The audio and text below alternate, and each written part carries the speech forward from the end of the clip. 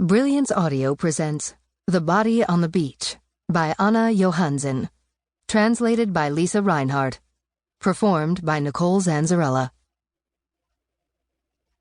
Lena answered the call. "Yes," she said, not bothering to check the name on the display. "Inspector Lorenzen, do you have a moment?" said Detective Superintendent Joachim Warnke. His tone was relaxed, but Lena knew her boss wasn't asking. "I'll be there in 5, she said coldly and hung up.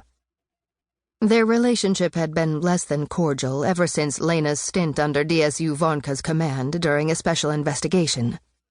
Unusually for him, he had led this investigation personally.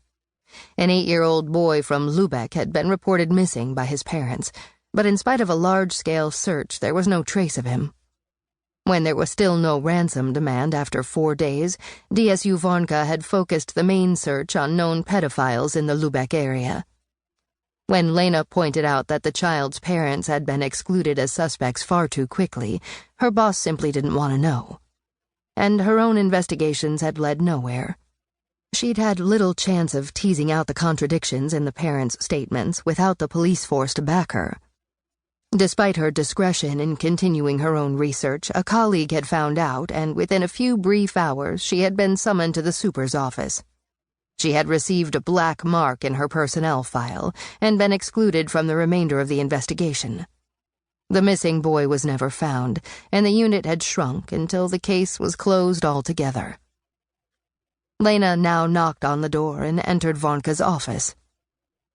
"Take a seat," said her boss, gesturing at the chair in front of his desk. "You grew up on Amrum, didn't you?" he asked. "Born and bred, why do you ask?" "So you know the island well?" he asked, ignoring her question. "I left the island after I finished high school. If I hadn't, I'd hardly be here. Not as a DI, anyway. But you've read my personnel file."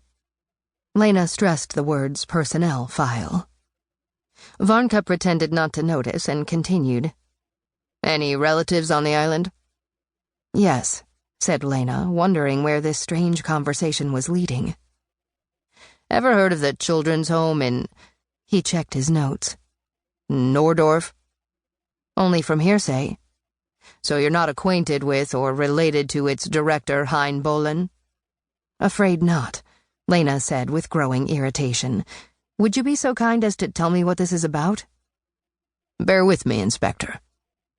Warnke's attempt at a smile failed. "This Hein Bolin was found dead at the beach 2 weeks ago. He was sitting in a beach chair.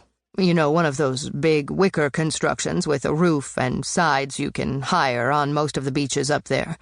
Our colleagues on Amrum called the local doctor, who decided the cause of death was a heart attack. Apparently, he'd been treating Herr Bolin for years. The doctor issued the death certificate, and the case would have been open and shut." DSU Warnke paused. "Luckily, his next of kin demanded a post-mortem. To cut to the chase, someone raised doubts about the cause of death, and all of a sudden the local uniform agreed to class the case as suicide. By then, things had started to snowball, and the body was brought to forensics here in Kiel. They haven't finished examining it, but so far the suspicion of foul play appears corroborated. In the meantime, the case was handed on to the next higher authority, and our colleagues in Flensburg have since discreetly asked the Criminal Investigation Department for assistance." "Discreetly?" asked Lena, surprised.